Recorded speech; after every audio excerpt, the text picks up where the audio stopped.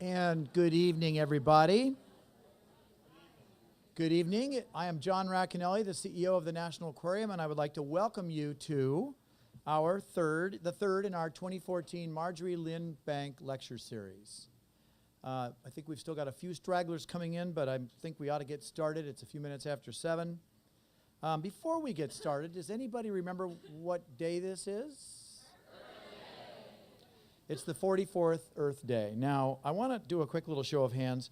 Who here was actually alive for the first Earth Day? For those of you that are bad in math, that's 1970. How many of you actually remember the first Earth Day? Okay. I'm not going to ask what you were doing, but that's a little scary. There's an awful lot of us. That's actually a very good sign. We're holding up pretty well. And I think, now, how many people have been to a previous Marjorie Lynn Bank lecture? That would also be interesting. Okay, great. Well, so we've got a lot of veterans in the room, if you will. You know, we added a wonderful biography about Marjorie on the back of the program. Her family has endowed this lecture series now for 15 years. It's in her memory as a diver, a naturalist, an explorer, and a photojournalist that we bring you fellow adventurers like our speaker tonight, who, like her, were inspired by the natural world. And I'd like to just ask Marjorie's sister, Penny, to give us a quick wave. Penny, where are you? There she is. Just, to my delight, I discovered just a few minutes ago when Bob and Penny were talking that Bob knew Marjorie. And, you know, you get those diver types together, who knows what stories come out. I would also like to recognize our staff and volunteers who are here tonight. Give a wave. Got a few, a handful, yes? And also from our boards of directors, actually, Jane Dropa and her husband Larry, and also Chuck Rogers. Just give us a shout out, guys. We appreciate what you do. We will be introducing a new format tonight. So after the talk, Bob and I will be moving over to a little living room behind this screen. I'm told it's there. Otherwise, we'll be sitting on, you know, buckets, and to have a conversation and answer questions. And so looking forward to that. Many of you submitted questions. We have an online audience who's also doing that. So we're really kind of getting along here with the online thing. I'm thrilled to be able to welcome our special guest in a few moments. But first, I'd like to make a very special announcement. Through the hard work of our Chief Conservation Officer, Eric Schwab, and his staff, and the staff of the National Marine Sanctuary Foundation, we're excited to announce that about 10 minutes ago, we signed a formal agreement, a partnership agreement, with the Sanctuary Foundation for a wonderful cooperative venture that we believe will open doors to an even broader range of activities, which starts with this marvelous lecture series. So first, I do want to recognize our great partners in this endeavor. So first and foremost, the director of NOAA's Office of National Marine Sanctuaries, my paisan, Dan Basta. Dan?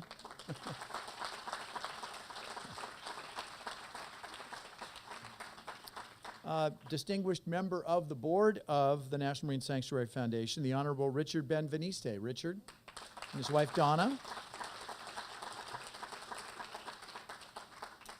And my brother from another mother, Jason Patlis, the CEO of the Sanctuary Foundation.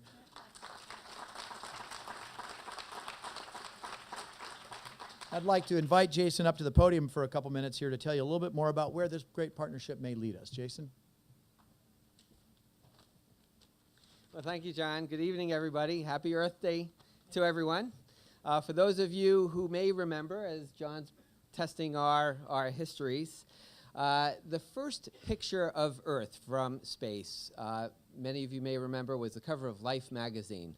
And Life magazine entitled that edition, The Blue Planet.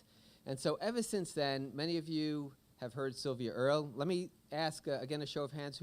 How many were here for Sylvia's lecture, inaugural? Okay. So you heard Sylvia speak as eloquently as anybody on The Blue Planet. And really, we talk about Earth Day. We do have Ocean Day, World Oceans Day, which is coming up June 8th. In fact, the National Marine Sanctuary Foundation hosts an event in Washington, D.C., not all that far from Baltimore, so I encourage you all to come down for it. In fact, it's a 3-day event talking about ocean issues that begins this year, June 10th, and goes to June 12th. But really, Earth Day owns much of the attention. And it's not as deserved as World Oceans Day is, because when you look at the planet, it's 71% water, most of that saline. And what you are learning here coming to these lectures is that very fact. The thing about the ocean is that it's a little abstract, it's a little far, it's a little out of reach, and we need partners and we need things that make it tangible and make it real for ourselves and our everyday existence. And that comes through partners like the National Aquarium, and it comes through places like national marine sanctuaries around the country. It's national marine sanctuaries that really serve as portals to the rest of the ocean, and it's partners like the National Aquarium that serve as portals to our national marine sanctuaries. Because we as the foundation can't bring you there. We need the National Aquarium to bring sanctuaries all to you in this room. John made his first mistake for Sylvia's lecture when he gave me the mic. He should have learned from that. I was warned. And if he will indulge me one more minute, I want to say something about national marine sanctuaries, which if you were here for Brian's lecture and Sylvia's lecture, you heard, but you will hear in spades tonight with Bob Talbot. And I'll leave the introduction for Bob to John, but I will say that Bob's been the chairman of the National Marine Sanctuary Foundation for 6 years now, and it's been just an absolute pleasure and a real honor working with him and working with Richard and the rest of the board. And what you hear tonight is just a small snippet of what I get to hear at our board meetings 3 times a year. Our National Marine Sanctuaries really serve to inspire the human spirit, and they define the American ideal and American resources at sea.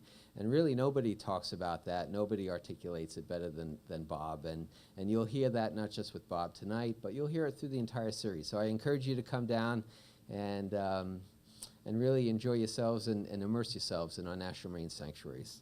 Thank you, John.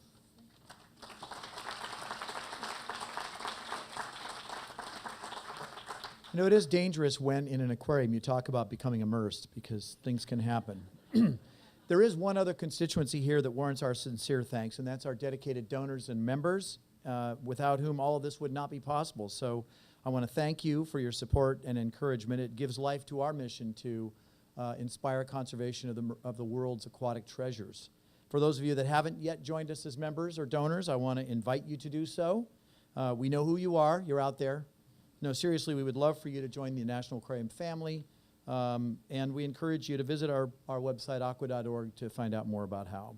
And that, we believe, helps ensure a better future for our magnificent Chesapeake Bay and the interconnected ocean beyond. So with that, I want to move on to this evening's guest. As Jason mentioned, in the past 2 months, we've had the opportunity to hear from her deepness. That's our good friend Sylvia Earle, explorer and oceanographer.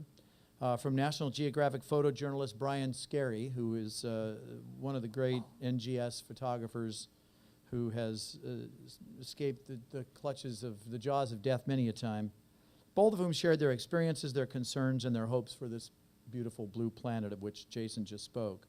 I think we're on a roll, and I think tonight's guest continues this streak magnificently. Bob and I have known each other for not a terribly long time. We've known of each other for a long time, but we've really only gotten to know each other really well in the last couple of years, and we sat down and learned just how many things we have in common. I won't enumerate them. It would turn into a list of really bad things that we wouldn't want to admit to, but start with the fact that we've both been divers for most of our lives, and we both actually spent most of our years in the very cold water of California. I, for one, am happy to be on this coast with Gulf Stream waters. And that friendship that Bob and I have forged led quite naturally to my asking him to create our Blue Wonders video wall that's just outside this theater with its very simple and powerful message that water connects all living things. And so if you've enjoyed that video, you have Bob to thank, and we'll talk about that some more. Bob is one of the great ocean photographers and filmmakers, but what makes Bob's work really so terrifically compelling is that he takes a storyteller's perspective in the way that he delivers images and emotion to give a voice to ocean dwellers that don't otherwise have one, and Lord knows need one. I think Bob believes very much, as I do, that now's the time to move people to action on behalf of our ocean, our bays, our rivers, our streams, our fjords, our lakes, our sounds, our estuaries, our watersheds, all of which are aquatic treasures. So won't you please join me in welcoming my friend, colleague, and dive buddy, Bob Talbot. Bob?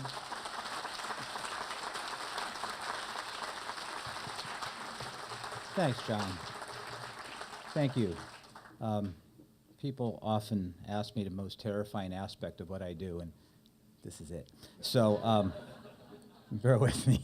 That's why I take pictures, because I don't speak very well. John, thank you so much for all you do for the oceans, for sanctuaries. I'm supposed to keep this short because we're going to do a Q&A thing, so I'm going to blast through some images and just set things up a little bit. You know, sanctuaries are our best matrix, our best tool we have in this country to create protected areas that we can grow a healthy ocean from. And Monterey Bay is one of those sanctuaries. I'll get into that with a little film in a minute. But I just wanted to, you know, this is supposed to be about the power of film. And for me, the power of film was evident very early. It was, for like many people in this room, this guy, Jacques Cousteau, who really inspired me as a kid. I was always interested in the ocean. Jacques Cousteau specials took me over the top. I was fortunate enough to go to Antarctica with him in 1990, so I took this picture of him inside an igloo, actually. We'd taken 6 children down there to claim Antarctica for future generations. But I digress. When I was a kid, I started diving. I had the 70s hair to go with it. But my friends and I thought, you know, well, we can do this, you know, idiots that we were. Got a little inflatable boat and started doing all kinds of ridiculous things that we were lucky to live through.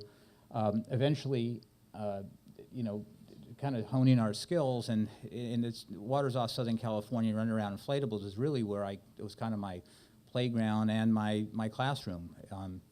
There's no real classes to be a marine filmmaker, photographer. You kind of just got to figure out this weird combination of photography and filming and being a naturalist to some degree. Eventually went to the Pacific Northwest with this notion of photographing killer whales with no idea where we were going or what we were doing. I made several subsequent trips up there, which led to me eventually filming the wildlife sequences for Free Willy 1, 2, and 3. And boy, that was a real eye-opener for the power of film, right? Keiko became an overnight sensation. Kids from all over the world emptied their piggy banks and insisted that Keiko find a new home, which was a pretty lofty idea. I remember speaking to Dave Phillips with Earth Island Institute one day. He said, yeah, we're going to raise $6 million, build a new tank in Oregon, and move Keiko up there. And I'm like, yeah. And sure enough, they did. And before too long, Keiko was on his way back to Iceland. You know, it was a very emotional moment to see that orca on a big air transport going home. Regardless of how the outcome may have turned out, it showed what people can do. And it also contrasted for me 2 weeks later when I was in Nia Bay off the Olympic coast, how odd it was that, you know, 2 weeks before I was watching this orca go home to Iceland, this huge effort, and now I was a sea shepherd and Captain Watson trying to protect gray whales from a hunt taking place in U.S. waters. And it kind of made me wonder, you know, what's the difference between Keiko and the animals, other animals that live within our waters that with issues that they're facing that we pretty much ignore. I shouldn't say that because there's many people in this room that are working very hard to solve these issues. But if you look at it from the news standpoint, from a real, if you want to look at it in the list of news interest stories, it's pretty low on the totem pole, unfortunately. And really what struck me was that we knew Keiko, we knew Willie, and because we knew that animal, we knew that personality, we developed an empathy and compassion for him and eventually got him home. So I guess that's really the trick with film. But it's a cutting edge, it's a double-edged sword, right? It cuts both ways. You know, 1975, 76, Jaws came out. And it's been 40 years we've been trying to reverse that trend. Those of us who are lucky enough to spend time hanging out of cages with these animals know that the trick isn't to keep sharks away, but to stay close to them. Great whites are actually very cautious predators, and boy, I'll tell you, it's a long road back from scaring people to get people to understand that these are animals we just share the planet with. But you know, imagery can do that. Imagery can transport us. It could provide context, whether it's dolphins bow riding a ship or dolphins bow riding a blue whale. It was funny, I saw this out of a helicopter and I thought, what are those things in front of that whale? And you know, you never really think about why dolphins ever started bow riding ships. And like, well, they've been doing that long before there were ships, you know. You know, photographs give us context, films give us context, they give us perspective. And they help us connect with our neighbors on this planet.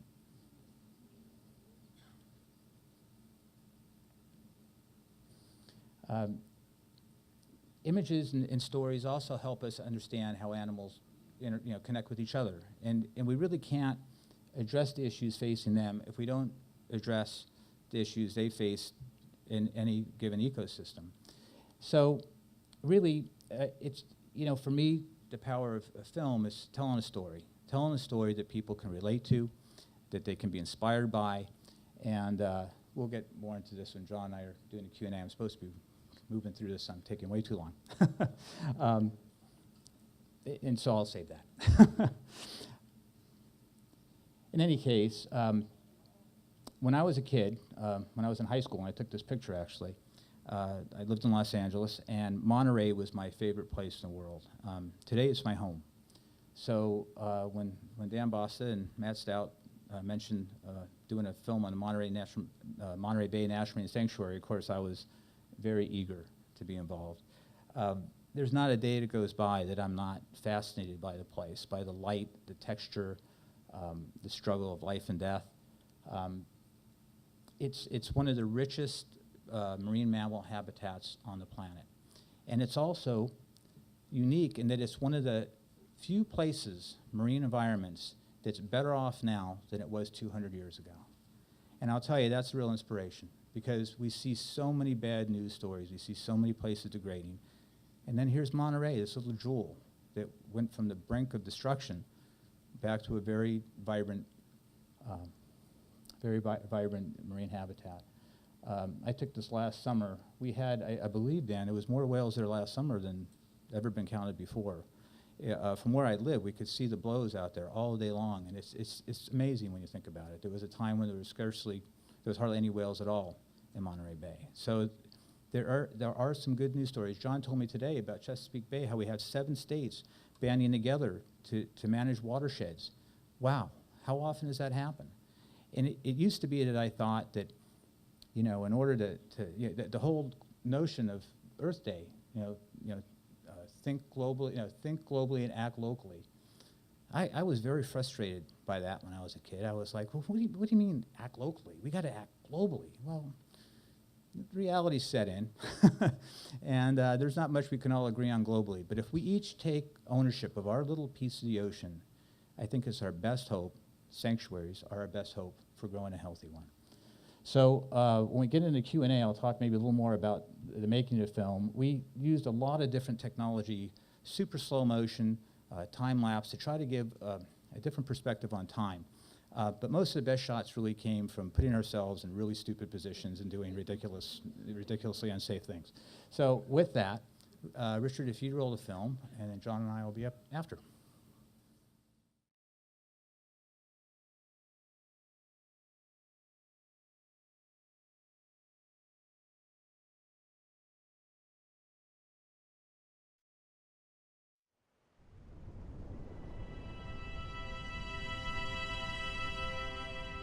The story of this place, this sanctuary, lies hidden by time.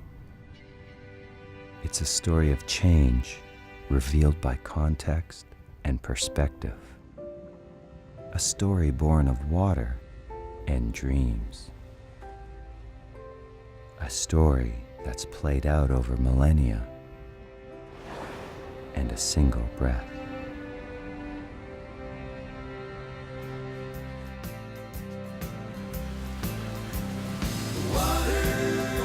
The Monterey Bay we know today is only a brief moment in that story. The rest of it goes something like this.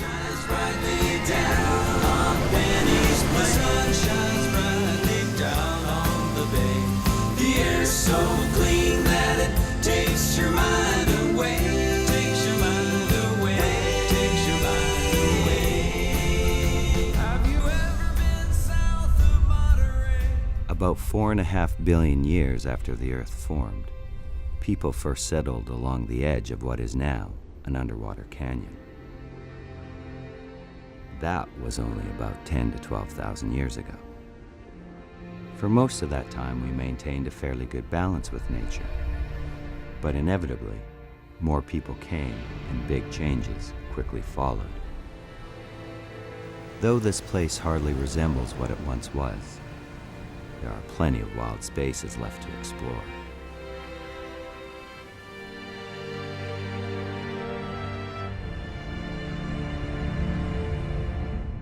This place was just a stop along the way for me.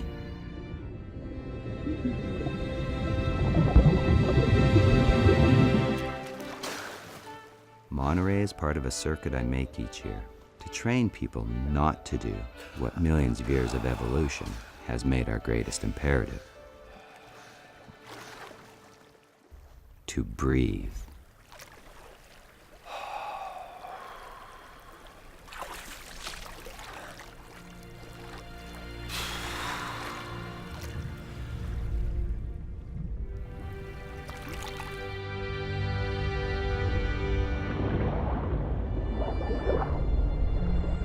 When you're breathing, time passes without notice.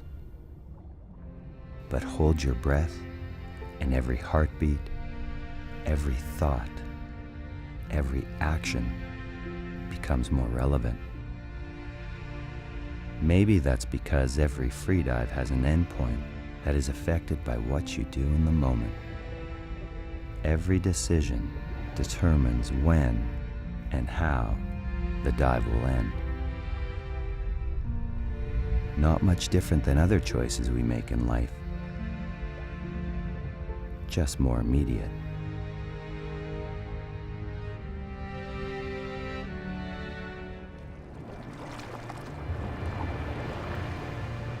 But we're not the only freedivers in the bay, and definitely not the best.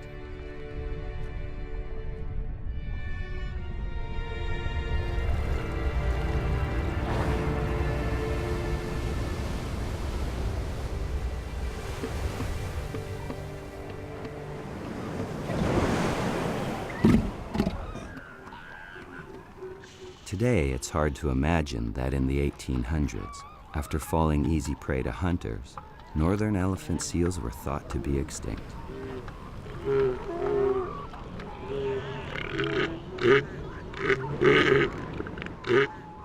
After weaning their pups, exhausted females run a gauntlet of males to get back to the sea.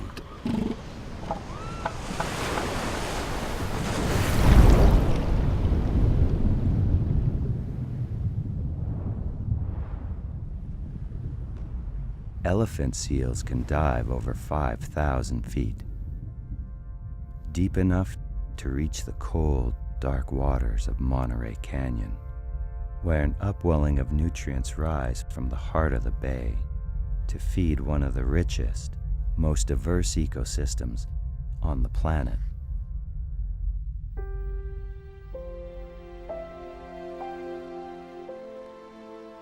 If the canyon is the heart of the bay, the life that gathers here is its soul.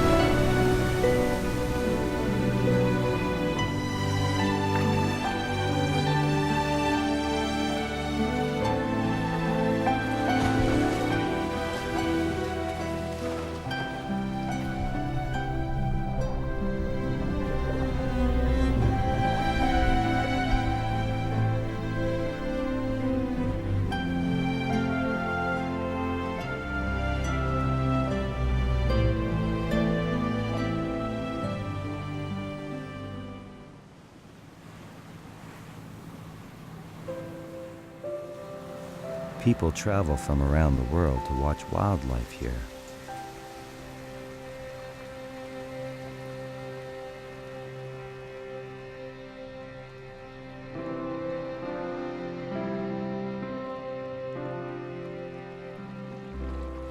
Of all the creatures in the bay, perhaps none is more adored than the sea otter.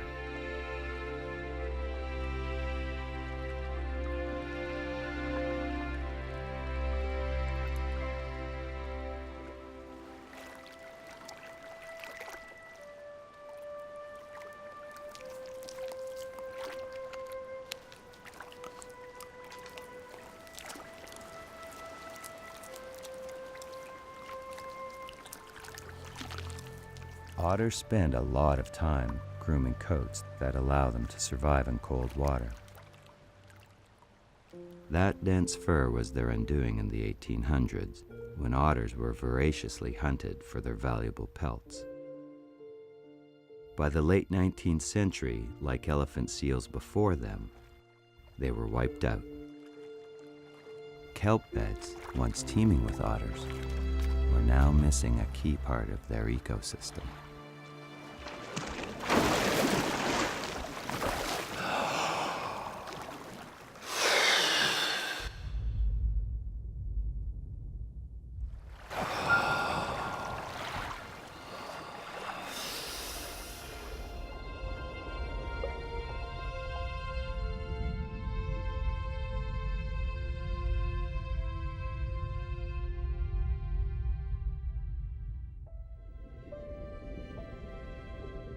Kelp forests play a critical role in supporting life not only along the coast, but the entire bay.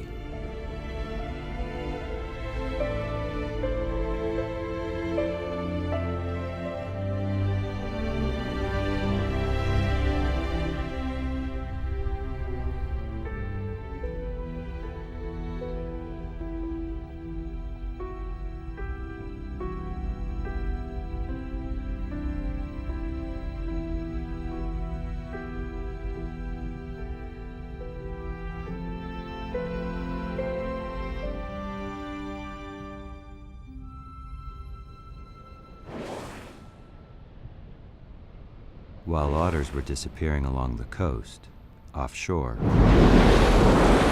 whales were the focus of exploitation. When early explorers arrived in Monterey, there were so many whales that people on shore complained about the stench of their breath. It didn't take long before whales, too, became a rare sight.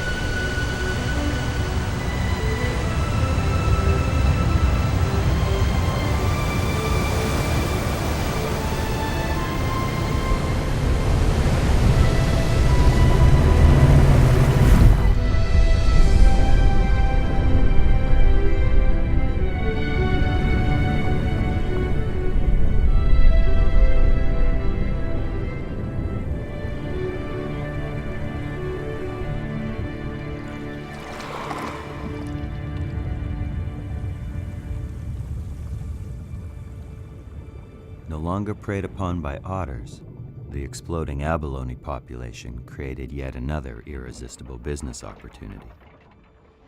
With few restrictions, the fishery rapidly consumed itself, and within a few decades, abalone were no longer commercially viable.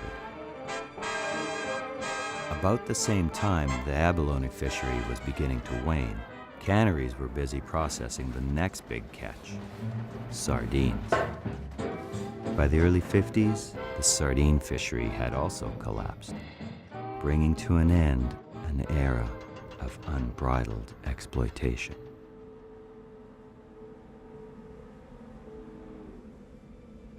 Compared to our lifetime, we have been here for a mere breath in the history of the bay. Even before the sardine fishery reached its end, many thought the changes we had made left little hope for the future. But something amazing happened. Otters were rediscovered along the Big Sur coast. They were put under federal protection, and their numbers grew. Over the years, elephant seals, also thought to be extinct, returned to their rookeries, and large numbers of whales could once again be seen offshore. Eventually, a grassroots effort was started in Santa Cruz, which led to the creation of the Monterey Bay National Marine Sanctuary in 1992. And with it came all the challenges of balancing protection with use. Managing marine ecosystems is tricky business, especially at a time when needs and climate are constantly changing. Everything we put on land eventually makes its way into the sea, and our demands are increasing at a dizzying rate. Like other animals, it is our nature to take what we can when the opportunity presents itself. If we learn from the past, we can use our experience to temper our nature and create places where wildlife and humans can coexist.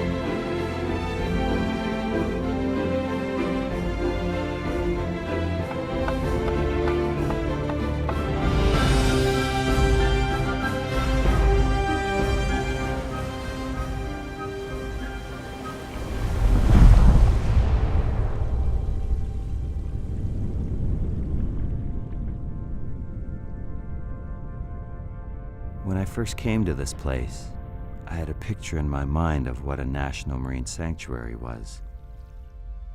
But I've learned that what any sanctuary becomes is up to us. Sanctuaries, it turns out, are what we make them.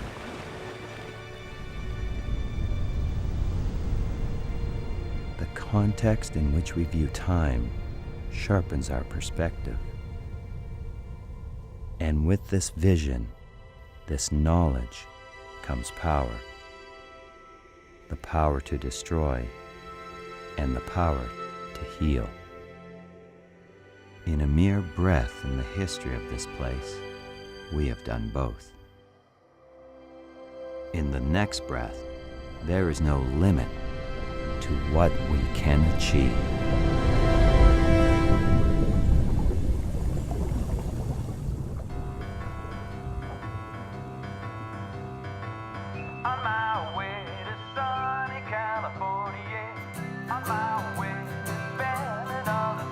Have you ever been south of Monterey? Baracas carve the coastline, and the chaparral flows to the sea neath waves of golden sunshine. And have you ever been north of Morro Bay? The south coast plows the sea, and the people there are of the breed they don't need electricity. On my way. Water, water, water. Get yourself in the cool, clear water, and the sun shines brightly down on Benny's Plain. The sun shines brightly down on the bay.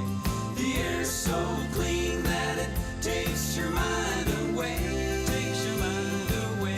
Takes your mind away.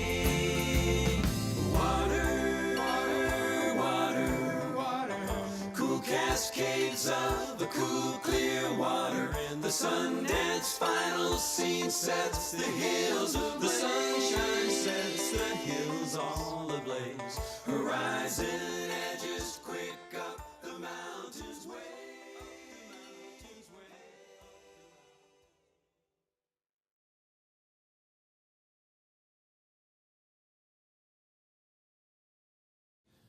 All right. Well, that was fascinating. Thank you, Bob. We have a, Bob and I just had to coordinate, by the way, between the two of us, too much time spent underwater has left us each with one really good working ear. So he goes, let's see, you've got the right ear that works. I got the left, so make sure you get over on that side. We have a bunch of great questions from our audience here, as well as some of the folks that I think wrote in from online. And if we have time, we'll see how the, I guess you're in charge of making sure we stay on time here, Holly. How long do we have? Half an hour? 25 minutes? Okay, great. You know, I was going to start with one that I saw here about the piece, but I so much like this one that just was handed me by Holly. Do you have advice for young people who want to use their creativity to help the earth? Wow, thanks for the easy one to start. Yeah, you know, my advice is keep your eyes wide open and your blinders on all at the same time. I think for me, I was very fortunate that I didn't have the means to go to photography school, because I think I would have been stuck doing commercial photography my whole life. That said, you know, we have so much media now. We're just assaulted with input all the time. The key is, I think, for young people to hang on to that creativity and not be distracted by the noise. Be open to the information, be open to what's working and not working, but stay laser focused on what you know in your gut works for you, what your strength is, what your talent is, and use that. And be aware of what works and what isn't working. In a nutshell, I think that's maybe the best way I can answer that. Pretty good. I'll take that. I'll only bounce back over to the piece. We had a couple different questions about the Monterey piece. And one was to describe do tell us more about why you used a freediver's single breath as a theme, as a unifying theme for the Monterey Bay film. Well, first of all, I love freediving, so I need an excuse. You know, I think the reason I went with the freediver, the reason I went with the freediver is that what we were trying to achieve with this film is giving you know, context and perspective, right? Where we fit into the geologic history of the planet. And, you know, it's tough for people to relate. You know, we live in human terms. We live in the last few thousand years. We don't even go back very far in human history as far as our perception goes of what things have been like here. So I wanted to give the audience an idea of, in relation to the geologic history of the planet, how short a time we've been here, and even more so, how short a time we've been in Monterey Bay. So it was a bit of a metaphor for, or actually a gauge for the time we've been there and how quickly things have changed in that time. Another very straightforward one about the film. How did you get the footage of Monterey Submarine Canyon? Mbari. That footage was very graciously provided to us by Monterey Bay Aquarium and their research arm.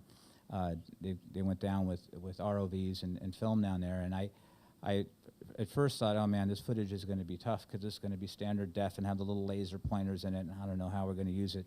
And I went up to their facility, and they went, oh no, we shoot everything on D5 HD. You know, wow, you know, it was a real gift. So we took those images and we composited them and we layered them and came up with that sequence.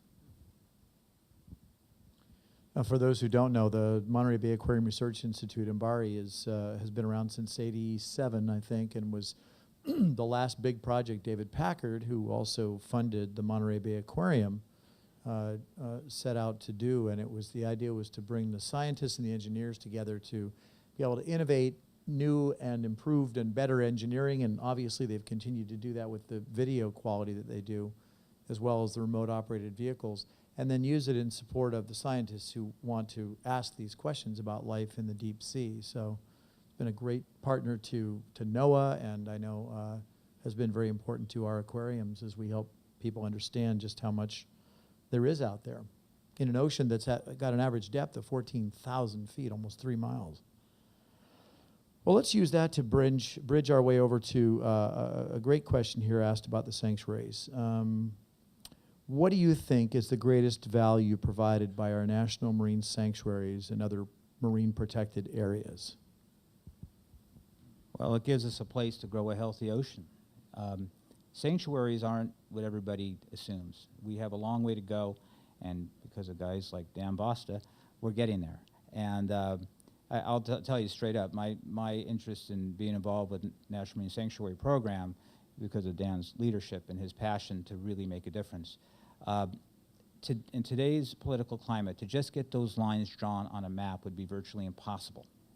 And the areas where we have reserves and sanctuaries has proven beyond a doubt how valuable these protected areas are, how they spill out. Billy Causey, who was superintendent of the Keys Sanctuary, he told me that the fishermen that wanted to beat him up when he was trying to get the reserve put in place were walking across the street to shake his hand a few years later, because fishing got better, tourism got better. It's a win-win. Sanctuaries are the best tool we have for growing a healthy ocean, and they really need our support now more than ever. You would think that given a change in administration that things would get better for the ocean and better for sanctuaries, but it is getting better, and that we have the new evaluation program starting. But we have a long way to go, and we don't have a lot of time to do it. So I would urge you all to really support sanctuaries in every way you can. Let's keep going on that theme here. Someone mentions that in a previous interview, you mentioned that you think old school conservation is becoming passé or has become passé, and asks if you can elaborate on this. Holly, how much time do we have? I'll try to be brief. 2 more hours. You know, there's connotations that come with the words now. Conservation, environmentalist. My position is we're all environmentalists. I mean, if you make your bed, if you pick up something in your bedroom, you're an environmentalist, right? You're doing something about your environment. It's just a matter of where we draw the line. Is it at the curb? Is it our city? Is it our state? But that word now has a connotation with it. There's an us and them to it that I'm as big a part of as anybody else. And I've come to realize that if you look at things, if you really believe in natural order, if you step back and you take the emotion out, which for me is virtually impossible, but if I were to do that, I think I would say that everything is exactly as it should be. That given enough time, that human beings would evolve to have the kind of control we do over the environment, and we would take, like any other animal takes, till there's nothing left, or until our environment doesn't sustain that kind of behavior. So if you look at it from that perspective, maybe the position becomes more an intellectual one than an emotional one. Instead of judging, and again, I'm the most judgmental person you'll meet. When I see things going on in the ocean, I get very upset. But that hasn't worked out for us. It's become very divisive. It's fed into this us and them mentality that we have on so many issues, and it's counterproductive. There are times where you have to dig in, and you got to take a real stand, and you got to fight. But now I think we need to get beyond preaching to the converted. We got to stop talking to ourselves and talk to the rest of the population that really needs to understand and make an informed decision. No right or wrong, no judgment. Do we want to continue this way and have it run out, the clock run out, or do we want to take the big steps we need to take to make substantive change? Well said. Yeah, I was at a recent conference, and a speaker had a really interesting insight about the fact that the conservation movement has been born out of what he called a crisis mentality. We've all heard it, the notion that, oh my God, it's all going wrong. You know, we're cooking the planet. We're running out of oxygen. We're over creating too much carbon. in some cases, you can make the case that that's true, but I don't think that's what ultimately motivates people. It clearly, we talked about this with Sylvia.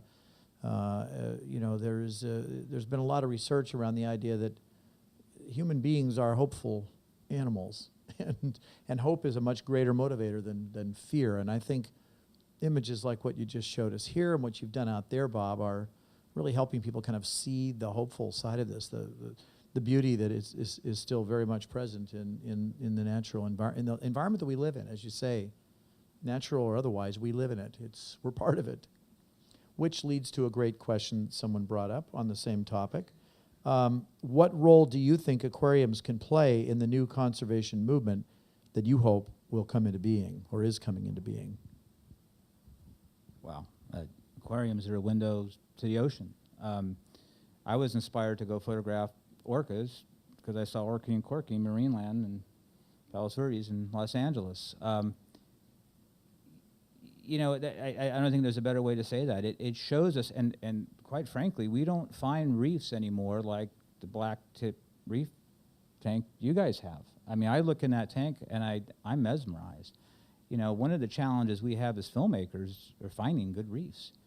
I was filming an IMAX film about 2 freedivers, go figure, and we had a local guy take us out to a reef in the Bahamas to film a scene, and he went out and find just this little stand of elkhorn coral, a big stand of elkhorn coral he knew of for years, and when he came back to the boat, he was in tears because it was all bleached, it was all gone. He found one healthy piece of coral on this entire reef, and he'd only been there a year before. So, you know, aquariums can show us, it gives us a different baseline. I mean, there's a lot of things with your outreach, John, and your vision. That's a whole other lecture. I mean, to go on about John's vision, it could take me all night. John is unique in the world in that he really looks way beyond, you know, the kind of institutional way people looked at aquariums and zoos, and is doing some amazing work. In addition to that, aquariums can provide a baseline. We can look back in time and see what it was. One of the problems we have with ocean conservation is you look out on Monterey Bay or Chesapeake Bay or Santa Monica Bay, and it all looks really cool, this big, beautiful blue ocean, and we don't know what isn't there. And if I can just digress for 1 second, it just led me on to another thought. Some years ago, I had a producer friend of mine in Los Angeles call me, and she was out on a run, and she said, "Oh my gosh, there's so many dolphins, you wouldn't believe it. There was thousands of them." There's probably a couple hundred. She's a producer, you know, she lies. But in any case, you know, she's going on and on about these dolphins and da-da-da-da, and then she goes, and this lady next to me said, "Are they making a movie?" Which brought in the dolphins? I didn't understand that, but exactly.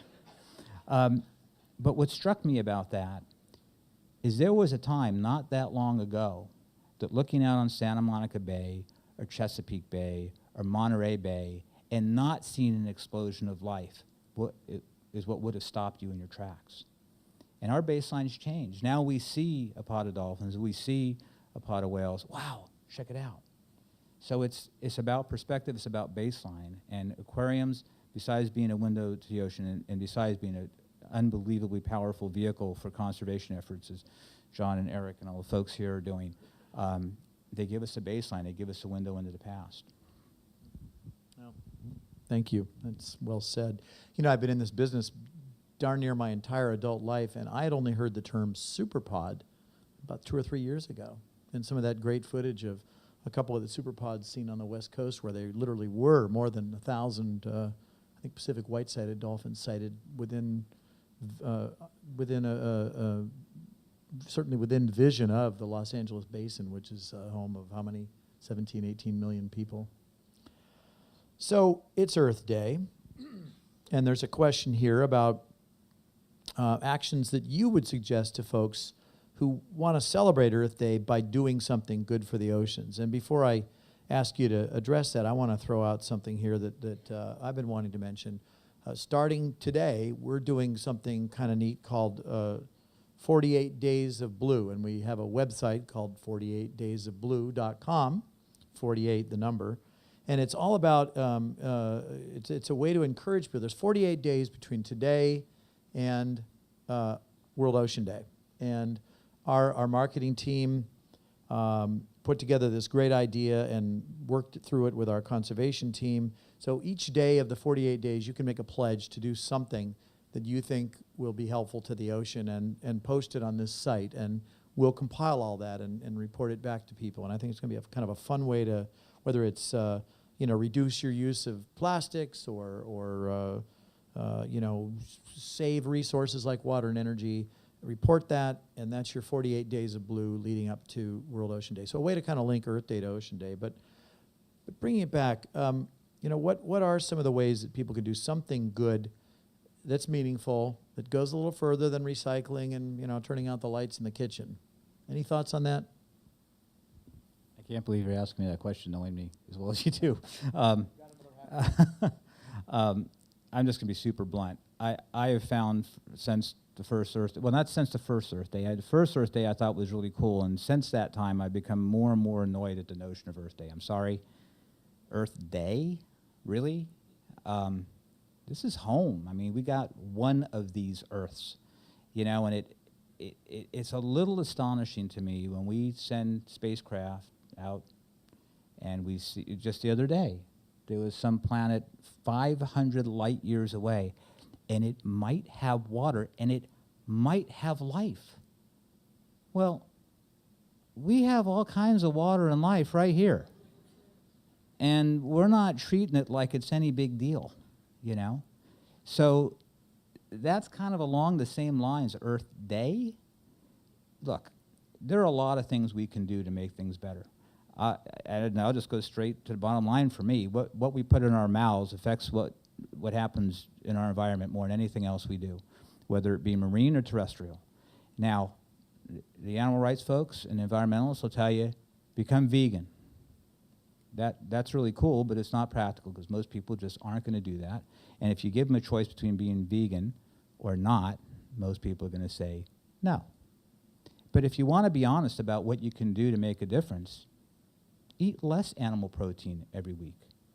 I heard somebody once say, better a salad and a Prius. No, better a salad and a Hummer than a hamburger and a Prius. I know I'm probably pissing off a lot of people, but anyway. It's the truth. And, The Inconvenient Truth was an amazing film. It brought out a point that really needs to be addressed. But the one inconvenient truth it didn't bring out was that what we can do most to affect climate change, what we can do most to affect most ocean issues is think about what we eat and get serious about it. If we want to make change, we got to get serious about the actions we take, and it has to go far beyond fluorescent light bulbs and recycling.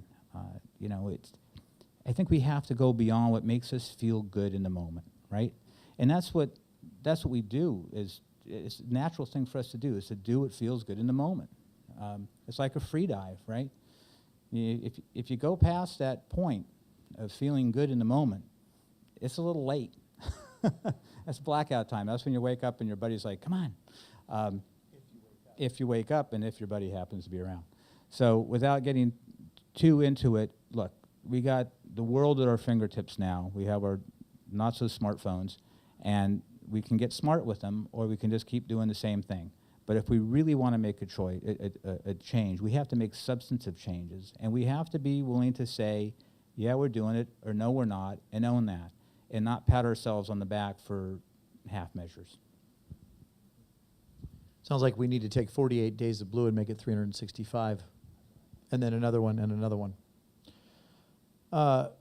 You addressed a little bit of this in your comments, but I think this person wanted to hear a little bit more because this came straight out of the audience, is how did you get started in this industry? Now, he or she doesn't describe what this industry is, so I'm going to let you decide which industry you want to describe that as. What in the world got you started in this profession that you're in now? Yeah, I don't know what industry it is, because I'm a still photographer, a filmmaker, a conservationist, and I don't know that one. It all started with the ocean. I was just enthralled by the ocean from time as far back as I can remember. Diving for me wasn't a sport. I'm sure, John, like you, it was. We've talked about this. It was a way to explore and experience the ocean. It was the mechanism, and a camera was a way to share it. So, what I'm doing now isn't that different. It's funny, when we were doing this video wall, I remember when I was a kid, we used to get multiple slide projectors and dissolve units and music and do all this stuff. And when I was editing this and working with the different screens, I went, wow, this is just like high school, you know? So, yeah. So it's just been really an extension of what I started to do as a kid. And like I said earlier, there's no real classroom for this kind of crazy work. And then, of course, the conservation started it. The film work and the photography was a way to get that message across, and crossing paths with a lot of amazing people like Dan and Jason and Richard, John. You get involved in different aspects of conservation. And a good straightforward question for a filmmaker, well, they've given you a little latitude here. What location or animal has been the most challenging for you to capture? And I might ask you to tell the story of that Point Lobos breaking wave shot, because as I recall, you had quite a story to tell about the aftermath of that great shot. Gosh, I got to think on the animal thing. They're all pains in the neck when you're there. I think, Holly, were we no, wasn't, who was I speaking to? Gosh, I was speaking to one of you guys during the film, and you know, with otters, say, you know, they do all this cute, neat stuff, and you get in the camera set up, and oh, they're still doing it, and you get the lens on, and they're still doing it, and you focus, and they stop doing it. And they just know. It doesn't matter, you know, it can be otters or a fish. They just know, and they tease you with these images. And, you know, I want to, when I finally do this coffee table book, I want to have a chapter in there with nothing and say, if you could see what I've missed. It's annoying, really, to be honest. But John asked, I'm glad you asked that, John, because I want to tell a story. That wave sequence when Kurt Kroc, by the way, is a master freediver who is our star of the film, and poor guy, you know, he's in a wetsuit and wearing dry suits. And just do it again. Hold your breath and swim under, you know, 15-foot swells, and you know, we'll be down here, you know. So my assistant Peter Mano and I were, gosh, I'll try to give the short version of the story, but the big wave sequence. There was a shot that I've wanted to do for years at Point Lobos where the waves break on those rocks from water perspective. And we use a float rig, so we had this big 100-pound, 35-millimeter motion picture camera so we could shoot slow motion. And we have it on top of basically a buoyancy compensator and a boogie board bolted together. And you go out there. Well, the cool thing is you can do the split level stuff. The not so cool thing is you and the rig are buoyant. So when the waves are coming, you know, this is when Kirk has payback time. He just goes under. Well, we can't. So it's the series of events that led up to that. You know, we had a permit to shoot that day in Point Lobos. We intended to shoot underwater. We pull into the cove, huge waves. We can't really shoot underwater. And by just unbelievable luck, the park was closed that day for some kind of controlled burn. I'd never seen Point Lobos closed. We would have been arrested had they seen what we were doing in those waves along those rocks. But long story short, we had these big explosions. You know, the waves are, you know, eclipsing the sun, and you're just the sound and the weight of that water was amazing. It was one of those places you felt like no human being belonged, and in short order we found out we really didn't. So you film, and when you're shooting film, you only got 400 feet. You know, when you're shooting slow motion film, you only have, you know, less than a minute. So you're really thinking about when you pull the trigger, you're thinking about the shot, you're trying to keep this thing, you know, from bouncing around. If you could see that in real time, it's very violent. And then I heard this roar off to the right, and even with my bad hearing, it was pretty loud. And this wave came rolling in, it broke, and it was coming in, and I just thought, that's not good, because I have nowhere to go. And so I took the camera and pushed into the wave, and my hands were empty before I even knew what happened. And the next thing I knew, it was black.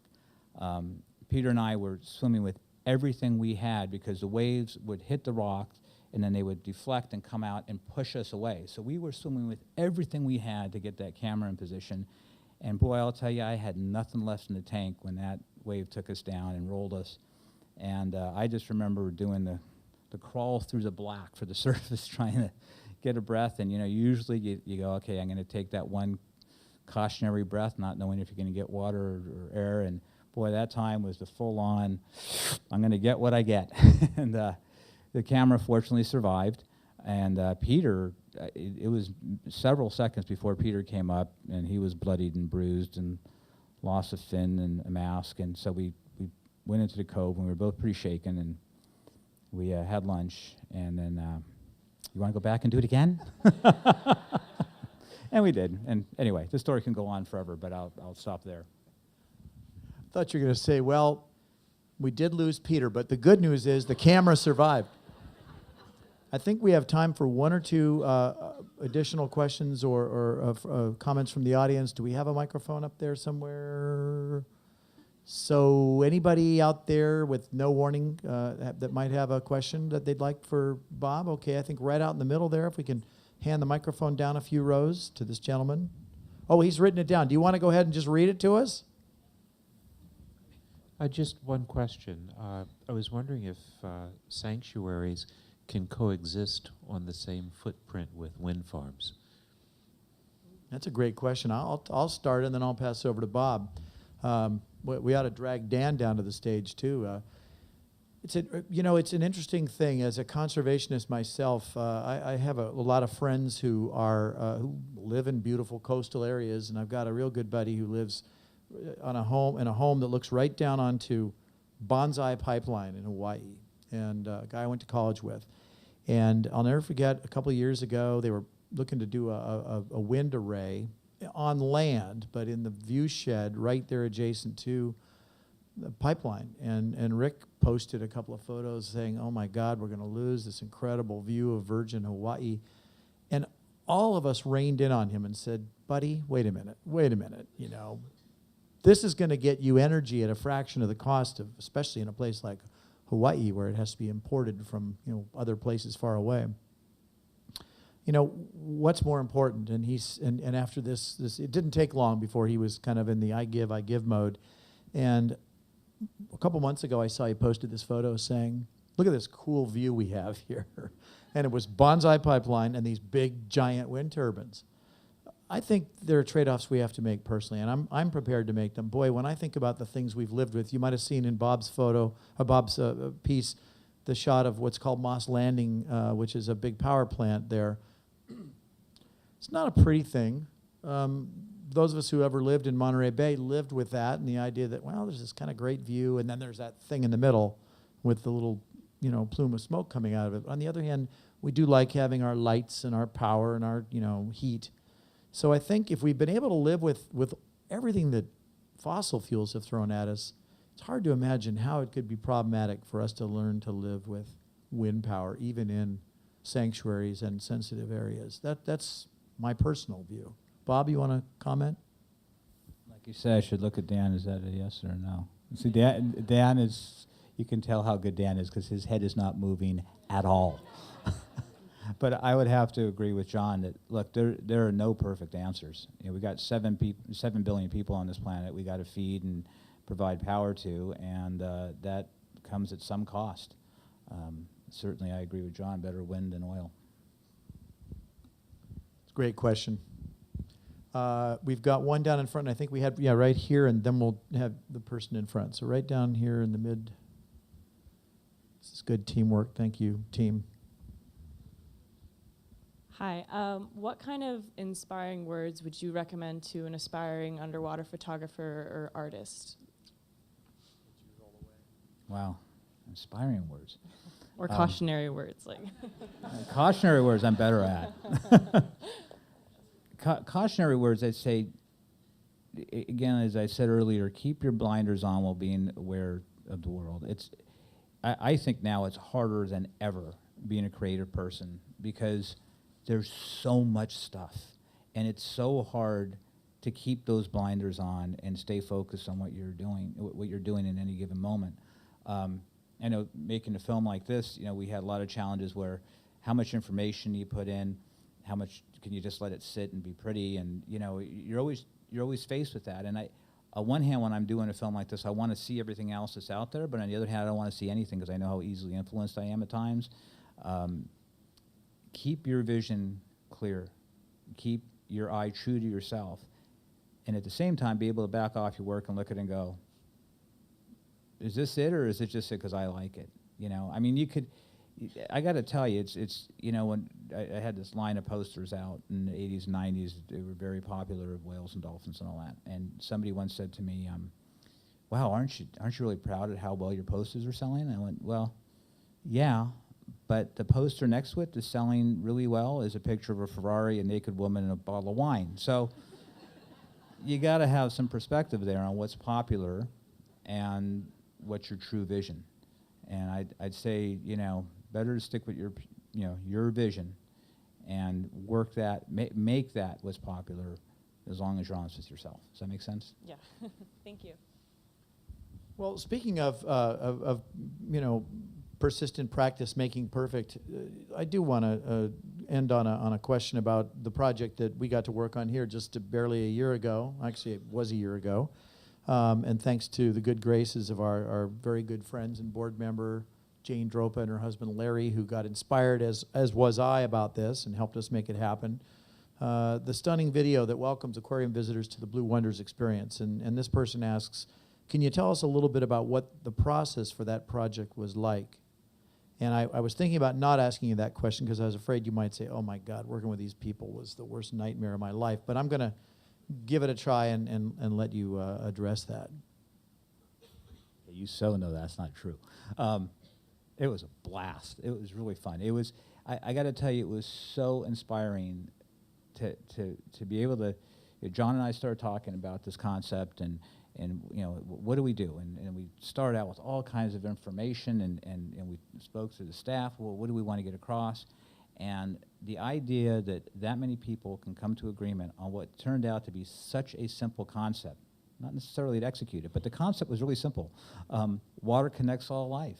You know, we talk things to death, and it takes a lot of courage to not say things and to just let a concept sink in and use visuals to tell that story.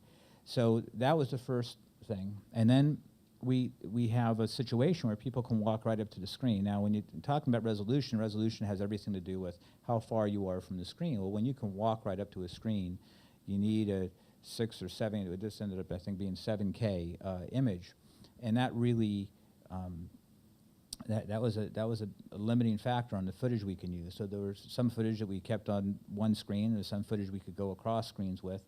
And thanks to the support of Dan and Sanctuaries and Noah, we were able to use some of that high resolution footage. And again, thanks to them for giving us the opportunity to shoot in a resolution that we could blow up that big. And, you know, working with John and his staff was just one of the most enjoyable things I've ever done, because there was nothing that was off the table. What can we do to really impact people? What's the message we want to say? And wow, how fast can we get it done? I think from concept to screen was, I don't know, 6 months or less. I mean, gosh, we barely have 2 meetings about a project in 6 months, much less go from idea to finish. So I got to say, it was an incredible project, and everyone here cared about all the details, all the way up to the last mix and the last cut and the last frame. And I so appreciate having that opportunity to work with you that way. Thank you. Bob? You know, at one point, I think Bob was putting together this incredible, you know, shoot schedule and the storyboard for the piece. And I was thinking, well, how can I contribute? And I think Bob said, well, you know, how about if you write the script? The script is water connects all living things. And I think I got the part about water and connect. Anyway, I had the easy part of the job. Will you join me one more time in thanking Bob Talbot for coming to share his experiences?